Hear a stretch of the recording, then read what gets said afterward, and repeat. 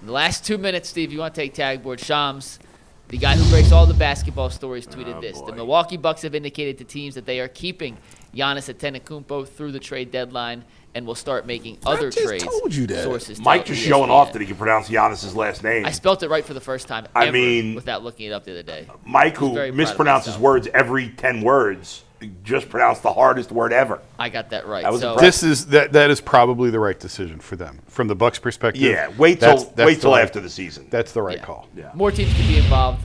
Bigger That's a bidding bummer. war. It is a bummer. We'll still do our trade reaction show at 2:30. Whether someone joins me or not, we'll figure it out. But the Cavs did play a game last night. They beat the absolute crap out of the Clippers. And Keon Ellis and Dennis Schroder made their Cleveland debuts. Bull, I know you stayed up for the game. What was your big takeaway from those two who helped the Cavs defense hold the Clippers to less than 50 points in both halves? All right, I keep it real. I did not stay up to watch the game. I was sleeping by 10:30. I couldn't do it. I was going to try, but I had a bad night's sleep the night before, and I could not do it. So I watched the condensed game version, or what is that? What's it called? The condensed. The melt. The highlight. What do they call it? The melt. The melt. That's what they call it. Yeah. I don't know. I watched something for like 10 minutes this morning and saw It's called the melt. all the key. Okay, there you go. So I watched that this morning, and Schroder was so aggressive. I think he was second on the team in field goal attempts. He didn't shoot overall particularly well, but it was, there was an energy level. The Cavs, like usually they mess around when they have these big leads, and I know the Clippers, and as you said, Mike, yesterday, the Clippers don't have a good record overall, but they've been playing really well. And Kawhi Leonard got hot in the second quarter, and they closed the gap a little, but the Cavs really took control there and just Never really got single digits. yeah, I don't know. Stayed 20. It was cool seeing those guys, especially Schroder. I think they both played 19 minutes and did a nice job. Yeah, Donovan was on some different Oh, stuff. my God. yesterday. He was feeling it yesterday. I was like, man, the little spin, step That back, spin, tray. step back I three, was yeah, like, that was oh, good play. dude, you in your bag tonight. Yeah. 9 dimes. I was like, yeah, he's serious about this. He's excited. Yeah, I think he's excited. I think he Yeah. is too. I do like the fact though, the new additions, the aggressiveness, the energy, the fact that Ellis comes in, gets 2 steals, guys is up in each other's face. I think you got some dogs. I think you need a little bit of that mentality through the locker room, and you got guys that's like, all right, I'm gonna show you that I'm a scrappy type of guy. So I think that they are the right pieces. They weren't the big splash pieces like the big names, but absolutely guys that you need. I would love to see. When you got all of the pieces together with Harden, Right. I'd like to see that second wave come in with Naquan Tomlin and all those guys. Yeah, Tyson. Yeah, Tyson. All of those guys is going to be a nice power off the bench, being able to give you something that contributes to winning. And those guys got to be excited because they were playing for the Kings. They got paroled. Yeah. I mean, they got to be excited. What did you think of how they played, Jason? I remember Monday, we did the show Monday, and I said I didn't really understand or like the Hunter trade at first because there's got to be more that's coming, so I'm going to reserve judgment. I like it a lot better now with I think when you see Harden fit in this. Yeah. The only question I don't know how Harden and Donovan, I know we're talking about Schroder and Ellis. Yeah. I don't know how Harden and Donovan fit together. I think that It's going to be a that's work a little in progress. Yeah. I think Harden's going to be really good for Evan and Jarrett. Yeah. I'm curious to see, but like Donovan's on board with this. So if this is what Donovan wants, then they'll find a way to make it work. And I think Schroder and Ellis fit as better complementary pieces around Harden now. Now it makes more sense. They're bigger in the backcourt now with James. Right. James is a better player than Darius. Yeah, that's just simple. fact. Yeah. He is. And the first 10 seconds of the trade, I thought, oh my God. And then when you take a minute to sort of think through, I totally get why they did what they did. Win now. You got to win now. Oh, for sure. And I do think Ellis will help them defensively. I don't love Schroeder's game in general. Yeah. But for the role that they're going to ask him to play, I think he'll be fine. Yeah. And Ellis is a good defender. Yeah, he can knock down some shots, and he's a great on-ball defender. Did he have 2 trades yesterday or 1 trade? Ellis? Yeah. Ellis hit 2 threes yesterday. Schroder hit 1. Yeah. You guys weren't here yesterday, but I mentioned I was listening to on the mornings on NBA radio. They have Frank Isola and Brian Scalabrine. It's a good show. It's a great show. It's the best show they have on NBA radio. Yeah, that's the only good show, I think. Yeah, Frank's great. I don't listen to it that often, but when the Cavs do something, I will put it on the next morning. So I was listening yesterday, and I think it was Scalabrine. He was like, because a lot of people had called and said, "Oh, this is a bad trade. What are the Cavs doing?" It's gave up the younger player. It's the initial natural reaction to that. And his point was, from a player's perspective, he's like, they're just two different levels of players. Like, you could say what you want about James Harden. We know all his flaws. We've been through his flaws. We get that he's got a ton to prove in the postseason. Yeah. But the other player, when you're defending the Cavs, when you're going against the Cavs, his point was, like, you look at Harden, you have to game plan for Harden, and you don't really have to do that for Darius Garland the same way. Players have a level of respect for Harden that just is not there for Darius Garland. Whether the fans like him or not, whether he's a quitter, all these things, there's a level amongst the players that's just different, and that's why they made the deal. At the end of the day, I think Jason said it best when he was basically saying, like, in the playoffs, or it might have been McNuggets. One of y'all said it, where it was like in the playoffs, we seen Donovan, like the Pacers game, he had to go for 50 or close to 50 to even keep him in the game.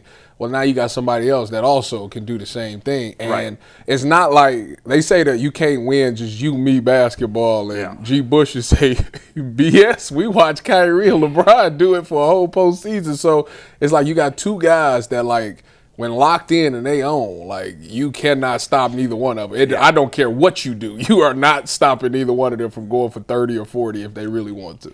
And James is, I've never been a Harden fan. Like, I wrote him on the show. Not many people that are. And his playoff failures are evident. Yeah. Like, legendary. There's no running from it. It is what it is. Yeah. But it's not like a guy's never had a good playoff game. I know. Right. Yes. But the bad sort of in your mind outweighs the couple good of game with him. sevens that have really been terrible. But to the point of he's a top player in this league. Yeah. And Donovan wanted him, and the Cavs got better. Now, 5 years from now, is this a trade that might hurt a little bit? Yeah, it might. But if they got a championship, no one's going to care. No one cares. And for all of the issues that James has had in different cities, and he is a bit of a mercenary, and he never lasts long in one spot. Yeah. I was talking to people in L.A. who said it was a joy to have him. There was never an issue with him here. Good. So, and now maybe they got out at the right time. Maybe they got out before, and it was home for him. He was back home. Yeah. And so this will be different on that. He's not going to be here that long, right? He's signing a new contract. Oh, yeah? So, he'll be here. At least 2 more years after this. This is not not that long. It's the end of his career, though. I mean, in the NBA, it don't take long if for you the have milk. to sign him for 2 years to make LeBron and Donovan happy. In the NBA, it don't take long for the milk to sour. Yeah, that's true. But for now, he'll be fine. You're trying to win this year, maybe next year. If he's got his money, if they're paying him, and he's got a chance to win. Yeah. Dan's not afraid to pay. It'll be fine for a couple You know years. how, McNuggets, you say you don't want, like, LaMelo or Trae Young because you feel like it's like empty stats and not winning basketball. Mm-hmm. You don't think James Harden kind of fits in that? I mean, he's won. Like, they were 1 win away from an NBA Finals. He's won in the playoffs. I do think he kind of fits into sometimes being an empty stats kind of guy, but I also think he's a guy that can absolutely take over a game and single-handedly carry you to victory. We're going to dive more into the Mitchell-Harden pairing tomorrow. I just want to say one other thing on Schroder and Ellis last night, and then we'll get into Darius Garland and his emotional goodbye. But the Cavs had 17 steals last night. Now, granted, the Clippers, without Harden and without Darius, are a very short-handed offensive team. Like, they don't have a ton of offensive options, and you could see that on full display last night outside of Kawhi. They had almost nothing. But did you see, even in the Melt Bowl, the pace at which Cleveland was able to play and the pace that they were able to speed the Clippers up from a defensive standpoint out of their comfort zone? Like, the Clippers want to play slow. They want to play deliberate. They did with James Harden. They're going to want to do it without James Harden. And because of the pressure that Schroder and Ellis and Tyson and Tomlin, who had 2 more steals in the game, were able to put on Los Angeles, and they're able to come in waves now. It's not just that one lineup. Now you have 2 separate lineups you can throw out there that put the pressure on the opposing offense to move at a speed that they're not comfortable moving. I thought that was the big takeaway.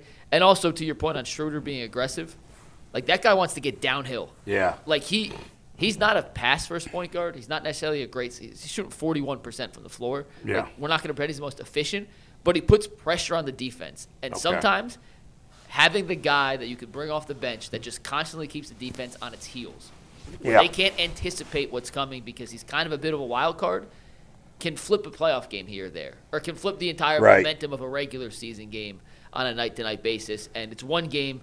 They obviously won by 33 points, so not like it was close, and we didn't see what those two guys did down the stretch in a clutch kind of situation.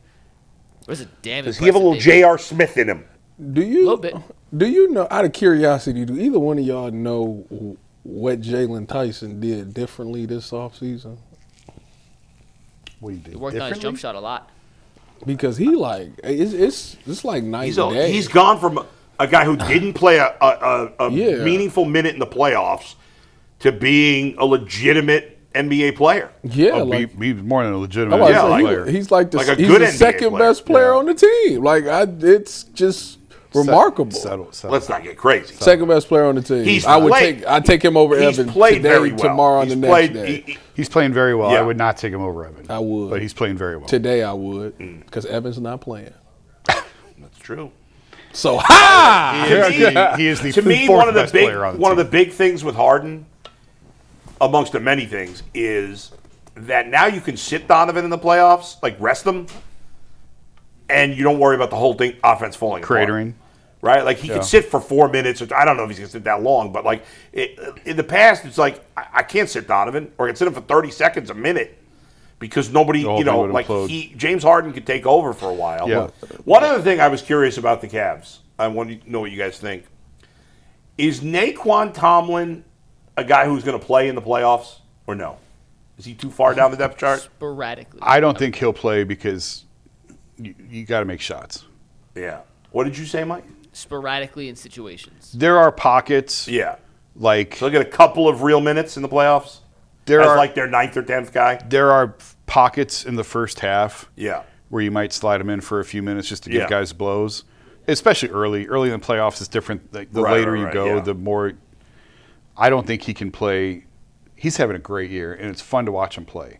But I don't think he can have a significant role because he's not making shots. You got to be able to make shots. If they need a stop that's coming out of a timeout, I think there's a chance to see Naquan. But I don't think for sustained stretches, because you're playing 4-on-5 offensively in the playoffs, where they will completely give him the Isaac Okoro treatment and say, you shoot. And he's shooting 20. So in terms of real playoff minutes, not blowout minutes, you're talking maybe 2 minutes a game.